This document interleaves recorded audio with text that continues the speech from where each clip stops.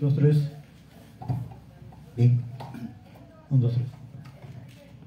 Bien, estamos el día de hoy aquí en la librería Fada Salvaje. Tengo el gusto de estar juntamente con Sarko Hinojosa Medina y mi persona. Vamos a hablar acerca de un movimiento literario que se marcó bastante aquí en lo que es Latinoamérica, el cual es el movimiento del realismo mágico. Para empezar, el realismo mágico surgió en el siglo XX, principalmente en América Latina, aunque sus raíces se remontan a principios del siglo XX en Europa, originalmente para describir un estilo pictórico. Se caracteriza fundamentalmente por la fusión de lo real y lo fantástico, presentando elementos irreales, extraños o sobrenaturales como parte natural y cotidiana de la realidad.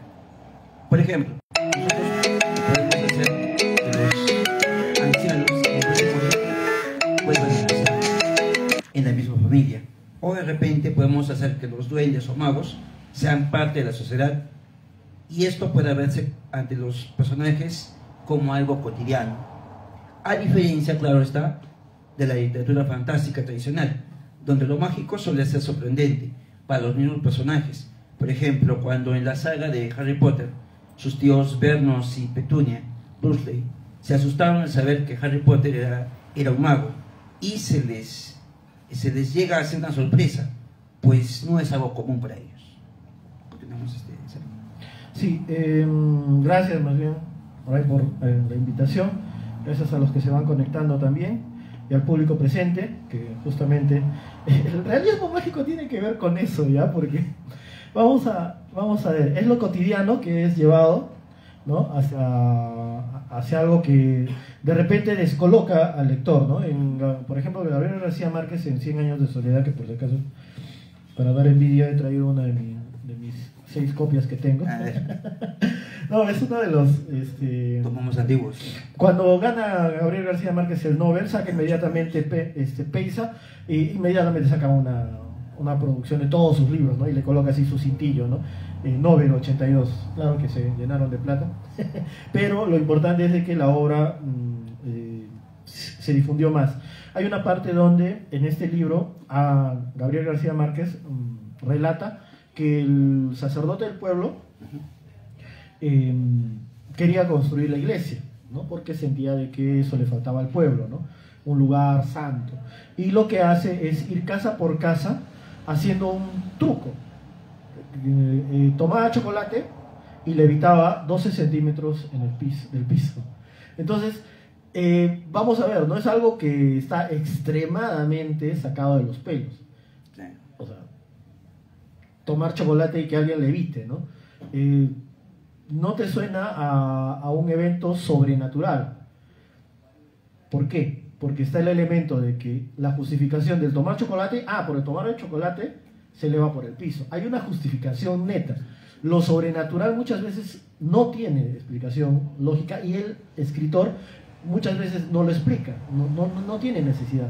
En cambio, en el realismo mágico hay como una suerte de organización para que lo que posiblemente suene fantástico encaje dentro de esa realidad construida y no suene extraño, ¿no? Que el sacerdote levitara para la construcción del texto no era algo extraño, ¿no? Entonces eso es como, por ejemplo, un ejemplo de lo que es el realismo mágico, ¿no? Así es. Otro ejemplo también podría ser, por ejemplo, una característica neta del realismo mágico es el narrador impasible. El narrador dice los hechos, tanto los realistas como los mágicos, con la misma objetividad y seriedad, sin manifestar asombro o juicio. Esto contribuye a la naturalización de lo fantástico. Por ejemplo, en Pedro Páramo, la aparición de los muertos y la atmósfera ancestral de Comala se narra con la frialdad y una objetividad que resultan escalofriantes. El narrador, Juan Preciado, a veces, un narrador omnisciente, y los personajes aceptan la presencia de los espíritus como parte de la misma realidad. Cómo es que estos personajes viven en un ambiente donde ellos mismos aceptan el contacto con los mismos espíritus y lo toman como algo normal. Y el narrador no tiene la necesidad de explicar de que está ocurriendo algo fantástico, como tú dijiste. Sí, ahí el dato escondido funciona muy bien, porque ¿no? Justamente traje mi copia de Pedro Páramo, Sí. Y el llano en llamas. Ya saben, la dislexia. Vine a Comala porque me dijeron que acá vivía mi padre, un tal Pedro Páramo, ¿no? Mi madre me lo dijo y yo le prometí que vendría a verlo en cuanto ella muriera. Le apreté sus manos en señal de que lo haría, pues ella estaba por morirse y yo en plan de prometerlo todo. No dejes de ir a visitarlo, me recomendó, ¿no? Es genial. Bueno, hay una parte que me encanta, dice, ¿no? No vayas a pedirle nada, exígele lo nuestro. Lo que estuvo obligado a darme y nunca me dio, el olvido que nos tuvo, hijo, cóbraselo caro. Y es gracioso porque, voy a hacer el mega spoiler, porque en realidad es un pueblo de espíritus. Y en realidad el chico, ¿no? Juan Preciado, también es un espíritu, ¿no? Y llega un pueblo de espíritus donde conviven espíritus. Y es genial porque el dato escondido recién en el transcurso de la novela vas descubriéndolo o intuyéndolo, ¿no? Porque él mismo recuerda su muerte o cómo quedó, ¿no? Y es interesante porque cada uno de los personajes que se transforman en espíritus también tienen su pasado. Entonces tienen su presente y su pasado, su presente y su pasado, y recuerdan. Y esto es algo genial porque mientras tú no le digas al lector, todo puede suceder, ¿no? Todo puede ocurrir. Una vez que le puedes develar como datos, o sea, como plot twist al lector para que descubra eso, por ejemplo, recordemos Sexto Sentido. La película Sexto Sentido, por ejemplo, es un ejemplo de realismo mágico llevado al cine. Son espíritus. Ellos en su realidad viven su vida normal, ¿no? Pero son espíritus. Para ellos, los otros, ¿no? Perdón, estoy equivocando, en Sexto Sentido no, sino con Nicole Kidman, creo que se llama Los Otros la película, pero son unos espíritus que viven en una casa y sienten que hay fantasmas, y eran los vivos los que ellos creían que eran fantasmas. Y es gracioso porque en la realidad que construyes, en la narrativa, vuelvo a repetir, puedes generar eso. En Pedro Páramo, efectivamente, lo que logra él es de que se convivan los espíritus de una manera normal, como si fuera la naturalidad del ambiente, y eso existiese en la vida real también, ¿no? Esa es parte del juego de realismo mágico. Una ventaja también de esa obra es que al comienzo tú no te das cuenta de que están muertos, simplemente caminan, conversan, ellos hay un flashback, comienzan a recordar los personajes, se cuenta su historia, pero después tú mediante va avanzando, tú te das cuenta de que sí, realmente están muertos, pues. Es más, el mismo Juan Preciado también está muerto, pues. Esa es la ventaja que tiene. Efectivamente. Entonces, si eres un escritor que quiere abordar el realismo mágico, ten carepalo, ¿no? Al momento de contar, ¿no? Ten carepalo. Pero decía Gabriel García Márquez cuando recordaba a su abuela Úrsula Iguarán, de que ella le contaba las cosas así, con cara de palo. Es decir, por ejemplo, le hablaba de los fantasmas, pero sin reírse, sin decir, ah, ya te la creíste. No, no, se lo contaba y lo dejaba ahí, ¿no? Sí, se me aparecía, porque justamente uno de los personajes de 100 años de soledad al principio es un fantasma que persigue a los dos protagonistas por hasta Macondo, claro, hasta Macondo, ¿no? Sí. Que lo había metido un lanzazo, lo había atravesado, claro, por haberse burlado, ¿no? Del hecho que eran primos cuando se casaron, ¿no? Entonces, bueno, la abuela tenía otro nombre en la vida real, por si acaso, pero el personaje dentro de la novela Úrsula Iguarán contaba las cosas también, como la abuela de Gabriel García Márquez, con cara de palo, es decir, sin movérsele por ningún lado la cara para demostrar que estaba contando algo sobrenatural o algo que no podía realizarse realmente, porque recordemos, por ejemplo, hay las mariposas amarillas que, por ejemplo, ¿no? A Ignacio Babilonia lo perseguía. Claro, sí. Es un fenómeno que, o sea, se podría dar por circunstancias tal, pero se cuenta tal cual. Cada vez que él iba, mariposas amarillas, quedaba un rastro de mariposas amarillas, ¿no? Eso es, o sea, realismo mágico total, ¿no? Que las mariposas lo sigan a un hombre puede ser incomprensible, pero dentro de la historia, el hecho de que el amor profundo que tenía Amaranta hacía que funcionara, ¿no? Claro, es algo fantástico, algo bonito que se hace como costumbre dentro de la historia. Y como estábamos conversando hace rato también, no solamente sin ir muy lejos, hemos visto a Juan Rulfo, a Gabriel García Márquez. Acá también nosotros tenemos, acá en el Perú también, realismo mágico. Por ejemplo, en los cuentos que tú tienes, en los cuentos que tienen un montón de autores, que nos hacen vivenciar a la misma persona con cosas sobrenaturales, con duendes, con espíritus, con fantasmas, con sirenas. Sí, claro, en realidad, o sea, hay que hacer la diferenciación porque es importante saber de que en nuestra realidad los entes espirituales a los cuales muchas veces nos referimos, que son parte de la cosmogonía andina o costeña o selvática, están vivos. Esto hablábamos, ¿no? De que cuando tú dices en casa, ¿no? El chinchilico me movió las cosas. Das por hecho de que un ente que vive en la casa y que te hace travesuras te movió las cosas, ¿no? O en la sierra, ¿no? Cuando, en los mineros artesanales dicen que el muqui les escondió la dinamita o la pala, ¿no? Este muqui miércoles, ¿no? Es porque ellos creen que efectivamente hay algo por ahí, no es que le estén echando la culpa a alguien que se llama muqui, ¿no? Sino que un ser que les hace esos juegos. O en la selva, cuando dicen de que un bote se volcó, no, es que la sirena lo engatusó y por eso se murió ahogado, ¿no? Porque le dan vida a la sirena. Entonces, ahí hay una diferencia con respecto de lo nuestro porque todavía es cotidiano.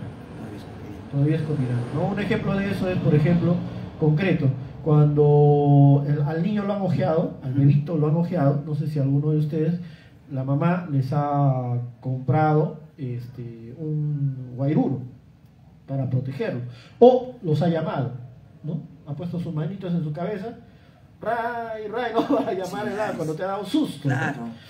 Eso es, digamos, llevado a la escritura, sería realismo mágico, pero nosotros, acá en el Perú, o en la zona pues andina que tenemos en nuestro país y selvática, lo vivimos constantemente. Como algo cotidiano, ¿verdad? Exacto, ¿no? Esa es una riqueza increíble. Y ya, yo como para darles un autor de que escribió algo genial fue Julio Ramón Ribeiro, escribió un cuento que se llama La Insignia. Insignia. Sí, encuentra una insignia, el personaje principal encuentra una insignia y se la pone, ¿no? Y va caminando, ¿no? Y de pronto en un bar encuentra a alguien que también tiene otra insignia.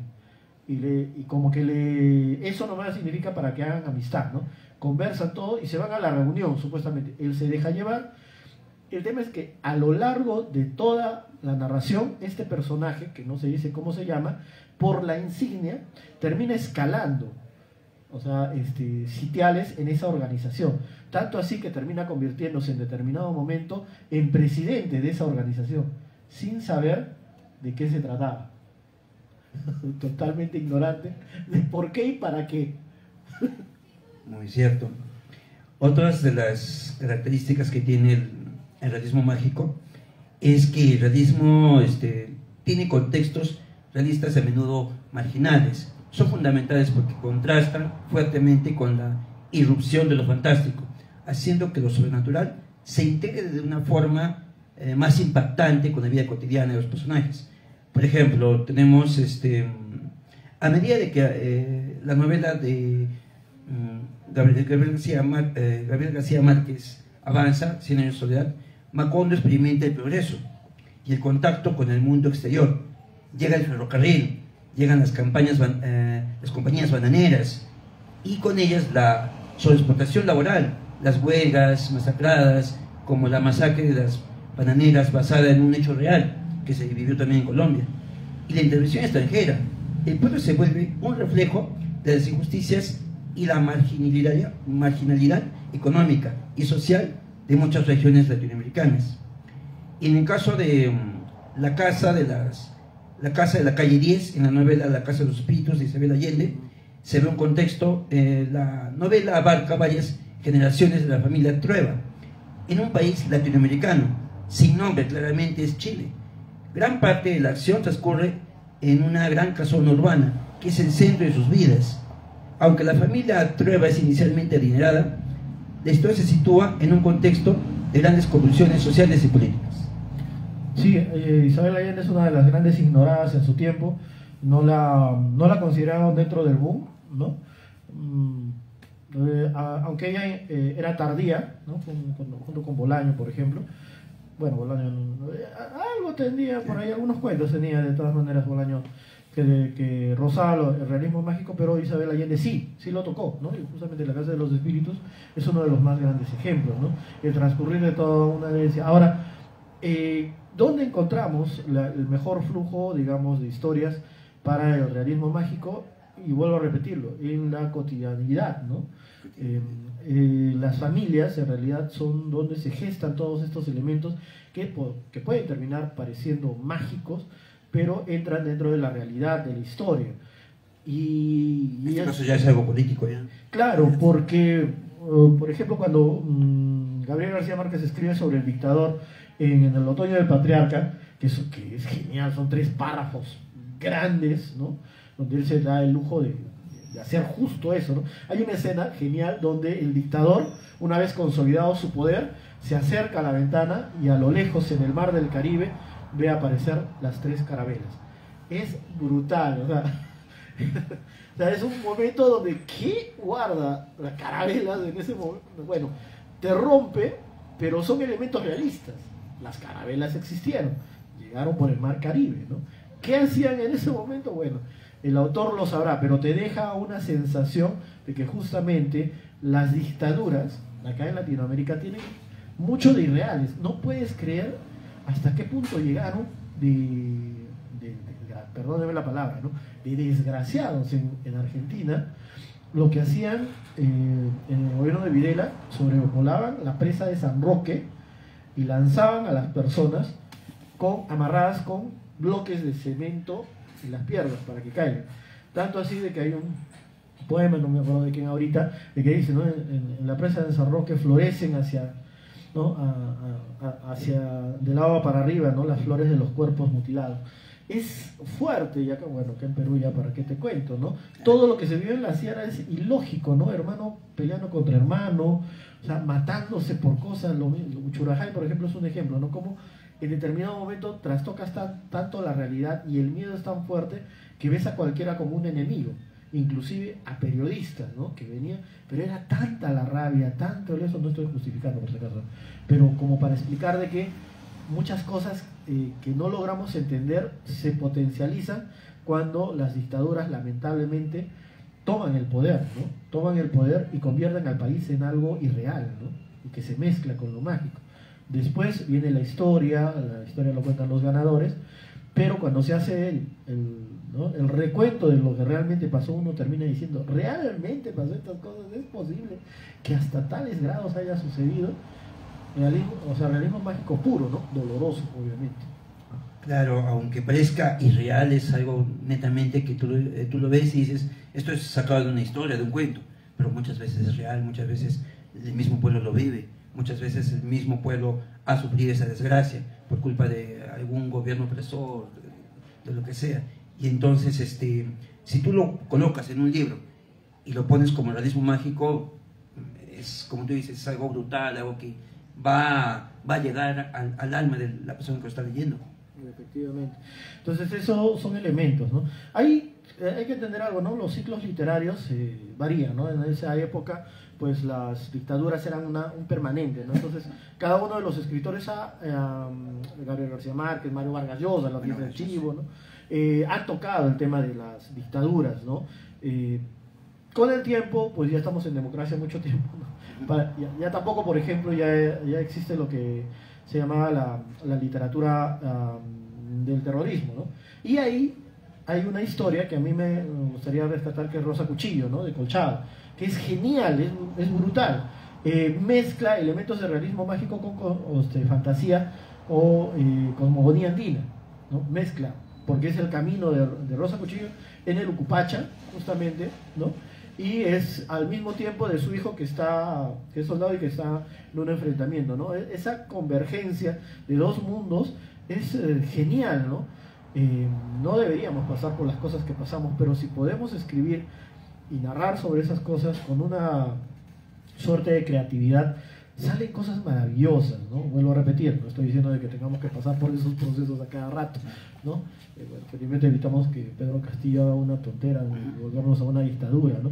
Pero, y y sorry, pero de repente me van a, ojalá que no me persigan, pero la irrealidad de que más de 60 peruanos hayan muerto hace poco, hace unos años, ¿no? En enfrentamientos de hermanos contra hermanos, y que es un negacionismo total por parte del gobierno de turno, o sea, es total, es como para escribir realmente, como para escribir, ¿no? Esa obsesión por negar los hechos concretos, ¿no? Gente que mandó a matar a peruanos, ¿no? Esperemos que no se sigan repitiendo esos eventos, ¿no? Y no lo digo por la falta de elementos para la literatura, sino que digo que son dolorosos y que son necesarios escribir, pero ya no nos den tanto material, ¿no? Digo, a los políticos, ¿no? Es que también nosotros, yo creo que el escritor, al recordar, remembrar esos hechos, hace que el pueblo también tome conciencia, hace que de repente no volvamos a votar por las mismas personas, no volvamos a tener esas ganas de, ¿cómo se llama?, de querer apoyar un gobierno, a un candidato simplemente porque me regala cosas, sino simplemente porque el pueblo necesita un cambio radical, claro, sin llegar a los excesos. Exacto, ¿no? Pero son fuentes, como digo, para que el escritor pueda escribir, ¿no? Y si le gusta todo lo que es realismo mágico o toda esa corriente, pues puede utilizar los elementos de la vida real, lo que está pasando, para darle ese giro, ¿no? Para introducir estos elementos, ¿no? Y eso es válido totalmente, ¿no? Vuelvo a repetir, escritores de gran talla hablaron sobre la dictadura, lo cubrieron con un manto de realismo mágico o de repente con bastante literatura, en el caso, por ejemplo, de Mario Vargas Llosa y otros escritores, pero al final de cuentas lo hicieron. Inclusive, uno de los escritores que trató el tema de las desapariciones de mujeres en Tijuana fue Bolaño, ¿no? En 2666, una novela que esa parte, la parte de las desapariciones de mujeres, es contada con un realismo que sobrepasa lo mágico, en el sentido de que fue tan puntilloso en dar a conocer cómo se encontraban los cadáveres de las mujeres desaparecidas, que te sobrecoge, ¿no? Que te sobrecoge. Pero cuando lo terminas de leer, piensas de que eso, bueno, es literatura, pero en realidad ha sucedido, y de una manera todavía inclusive más aberrante todavía de lo que pueda narrar el escritor, ¿no? Pero gracias a la literatura pasa al lector, ¿no? Pasa al lector. El tema no es asustarlo, pero el tema es generarle una emoción, ¿no? Y si con esas historias también se logra hacerlo, pues por lo menos generas en él un cuestionamiento, ¿no? Por lo menos. Muy bien. Otra característica que tiene también el realismo mágico es el tiempo no lineal. Es una característica muy frecuente, importante en el realismo mágico, a diferencia de una narración tradicional que sigue una secuencia cronológica, que es principio, desarrollo y fin. El tiempo no lineal juega una estructura temporal, alternando el orden de los eventos de una manera que puede ser sutil o muy evidente. Por ejemplo, en Pedro Páramo, los murmullos de los muertos en Comala no son simples recuerdos, son voces activas que narran sus propias historias y dialogan con Juan Preciado en el presente de la narración, disolviendo las barreras entre el tiempo de los vivos y el tiempo de los muertos. Juan Preciado está de hecho muerto mientras busca a su padre, y su viaje se convierte en una exploración de un tiempo donde las existencias pasadas y presentes coexisten. Y en 100 años de soledad, los nombres de los personajes Aureliano y Arcadio se repiten a lo largo de las generaciones, y con ellos sus personalidades y destinos. Esto crea una sensación de fatalismo y de que la historia de la familia está condenada a repetirse. Sí, bueno, ahí ya todos saben cómo termina 100 años de soledad. Bueno, si están viendo la serie, mejor no le vamos a decir, porque el final es todo, ¿no? El final es todo. Pero les han hecho un spoiler, yo les voy a decir, les han hecho tremendo spoiler en la serie, al inicio, en el primer capítulo de arranque, les hicieron el tremendo spoiler. Así que si han leído la obra, ya lo saben.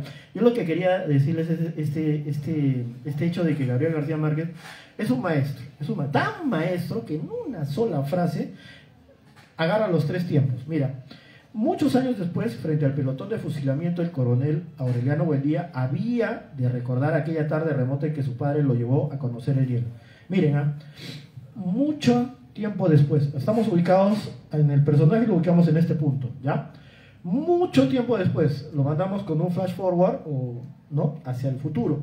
muchos años después, frente al pelotón de fusilamiento, lo ubicamos al personaje que es el coronel, frente a ese pelotón de fusilamiento, había de recordar, lo mandamos con un flashback, ¿no? Claro. Al pasado, aquella tarde remota en que su padre lo llevó a conocer el hielo. Esa es la genialidad de Gabriel García Márquez. Lo que tú has dicho, juega con los tiempos, juega con un flash forward y con un flashback. Una prolepsis y una elipsis, o analepsis, si queremos ser más ¿cómo se llama? Concretos, ¿no? Pero juega con esos tiempos, y en una sola frase, ¿eh? En una sola frase. Y después, obviamente, lo hace porque se va al pasado, se va al presente, se va al futuro, de diferentes maneras en 100 años de soledad, aún sin destruir la base que es la historia, ¿no? Claro, algunos tienen dificultad de repente al momento de leer 100 años de soledad porque puede ser juego de tiempos, Sí. y un poquito que te complica y tú lo dejas de leer. ¿Por qué? Porque no es algo lineal, pues no es algo que vaya de forma cronológica. Es algo que está en el presente y luego vuelve al pasado, está en el futuro, como que no es algo cotidiano para poder leer. Pero eso es lo genial, pues, porque, digamos, si es que al empezar a leer tu cerebro truena, pues quiere decir que estás cumpliendo con su labor, ¿no? Porque te está haciendo pensar. Hoy en día el problema que tenemos es el que nos gusta leer historias rápidas, concretas, que nos generen las emociones rápidas. ¿Por qué? Porque ya estamos como que en el tema de los reels, ¿no? Los reels nos segregan serotonina rápida, ¿no? O sea, rápidamente, en 20 segundos, jajaja. En 20 segundos nos ponemos a llorar, ¿no? En 20 segundos, 20 segundos, 20 segundos. Y estamos queriendo que la literatura también sea así. No va a ser así. O sea, de plano, la literatura es una construcción, la narrativa es una construcción de una historia, puede o no ser lineal, como mismo tú lo has dicho, pero que te tiene que entregar algo más, que te genere emociones un poco mayores, ¿no? Puedes terminar odiando a los personajes, ¿no? Yo, por ejemplo, termino odiando a los personajes ¿qué se llama? De Canción de Hielo y Fuego, de Guerra de Tronos, ¿no? De la serie Guerra de Tronos. Hay personajes que los he llegado a odiar, que digo, si los encuentro en la calle este tipo yo lo agarro a patadas, ¿cómo es posible que sea tan odioso? Esa es la magia del escritor, ¿no? Si te va a poner historias fáciles, sencillas y rápidas que no te den nada, pues estamos mal. Ojo, cuando digo rapidez y brevedad no me estoy refiriendo a sustancia. Hay microcuentos que son brutales en 2 líneas, que te dejan pensando un montón de tiempo, ¿no? Así es, como tú lo dices, a veces nosotros estamos acostumbrados a cosas demasiado rápidas, demasiado veloces, y cuando pasa eso, a veces no tomamos el tiempo adecuado para poder de repente reflexionar, para poder usar un poco más nuestra inteligencia, porque nos impide, nos acostumbramos a las cosas fáciles. Ya no quiero ir al gimnasio, ¿por qué? Porque existen pastillas. Existe claro, te das cuenta. Existen máquinas que con solo 3 minutos voy a ser fuerte y fornido. Sí. Quiero algo más fácil. Efectivamente, no vivimos más en una irrealidad. Yo les quería comentar, ya yendo para el final, pero antes vamos a saludar a los que están en el en vivo, a Sandra Manuelo, a Reunef Elvira, y que ella nos dice, ¿no? Qué interesante entrevista sobre el realismo mágico y la conexión sociopolítica que encierra la narración y la mención de preciadas obras literarias en Latinoamérica. Muchas gracias también, ha estado Noelia también antes, para saludarnos. Y ya como para ya ir cerrando, yo quería recomendarles Historia de Cronopios y Famas, ¿no? Que si bien es cierto no está integrado netamente en el realismo mágico, presenta lo cotidiano como maravilloso. Entonces ahí sí podría cumplir. Hay una de las lecturas que siempre me ha gustado, se las recomiendo, es Instrucciones para subir las escaleras.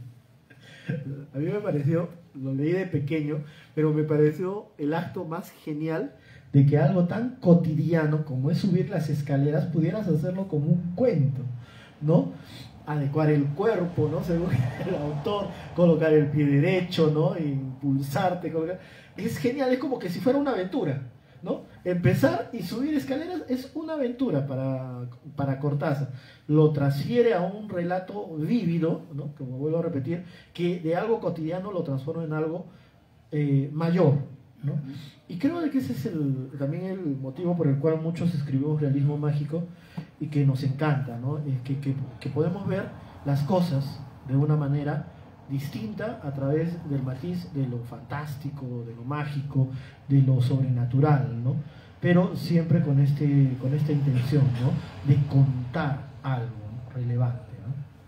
Claro, ahora que hablas de Julio Cortázar, también es muy bueno. En su libro Bestiario tiene un cuento que nos habla de las mancuspias. Sí. Claro, las mancuspias, que son como pequeñas aves con orejas de conejo, y se ve como si fuese algo dentro de los personajes, es algo normal, algo cotidiano, algo que siempre ha existido. Sí, efectivamente, ¿no? Bueno, Casa Tomada es un ejemplo de realismo mágico total, ¿no? O sea, es brutal, ¿no? Y bueno, no sé si hay algo más. Yo quería terminar leyendo un cuentito, pero no, para que pueda hacerlo también de repente. Está bien. Vamos a ver, quisiera contarles un cuento, ¿sí? Este es de mi libro La venganza de los sapos, sino de que me he dado con la sorpresa de que uno de los libros... Sí, justo yo quería comprar y no había. La calle Sadura no está en la librería, de seguro lo van a sacar del eso, pero a falta de ese está La venganza de los sapos, hay varios ejemplares, y es un libro que publiqué el 2017, y tiene elementos de la cosmogonía andina, pero también algunas cosas que a mí me parece que fueron justamente la larga maldición, ¿ya?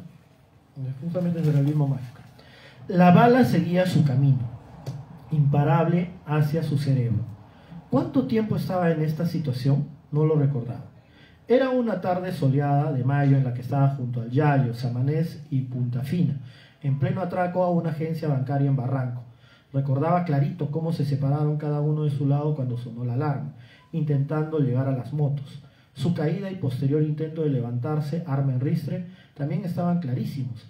Recordaba también cómo le disparó a un indígena que se le atravesó en la puerta, y también que antes de caer, lo escupió maldiciéndolo.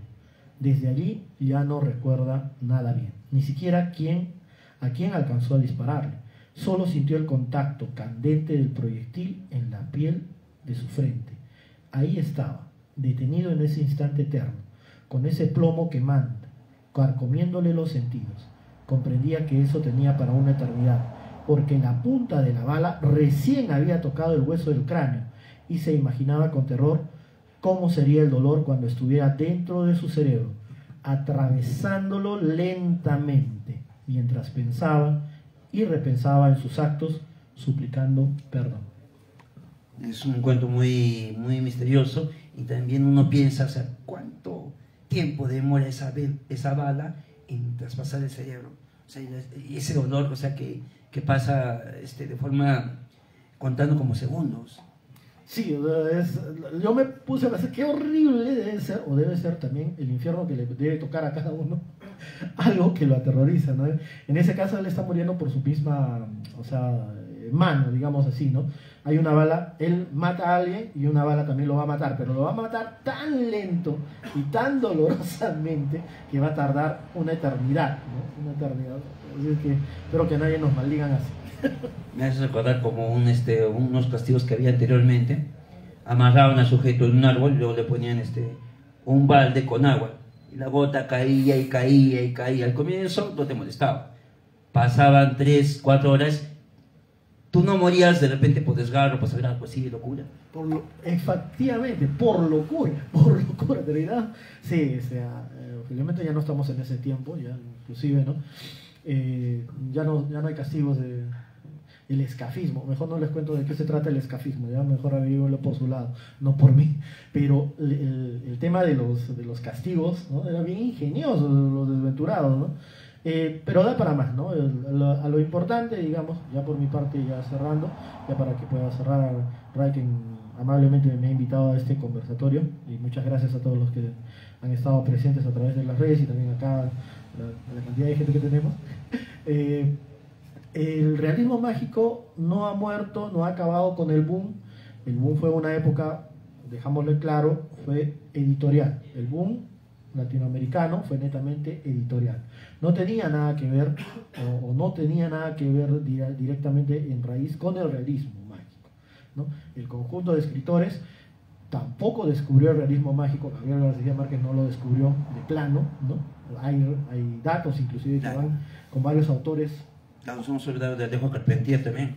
Inclusive, ¿no? Para atrás, ¿no? También no me acuerdo de la autora mexicana, que también se le hace el recuerdo ahorita, inclusive el Inspector, ¿no? Para el otro lado, ¿no? Su cuento de la gallina es genial, ¿no? La persecución de una gallina, y, bueno, se los recomiendo también. Entonces, el tema del realismo mágico viene de atrás, mucho atrás, es potenciado por estos escritores, efectivamente, que nos han hecho gozar y disfrutar de lecturas mucho más elaboradas, ¿no? Pero no ha terminado de dar sus últimos, digamos así, productos bien logrados. Entonces está de repente en alguno de los que nos está escuchando, quién sabe de nosotros mismos, ¿no? Poder generar obras que sigan teniendo este realismo mágico. Ya les he vuelto a decir, está en lo cotidiano donde podemos tener la materia prima, lo importante es escribir, eso no dejemos de hacer. Muy bien, ya para despedir, Sarco, a nombre de la Real Academia de Arte y Literatura, a nombre de la revista Laguna Escritor, muchísimas gracias por aceptar la invitación. Espero que no sea la primera ni la última. Ya hemos hecho contigo una entrevista, ahora estamos haciendo un conversatorio. Tengo un montón más de ideas y espero que participes en ellas. Un abrazo para todos, muchísimas gracias. Muchísimas gracias y combinamos de esa manera. Gracias.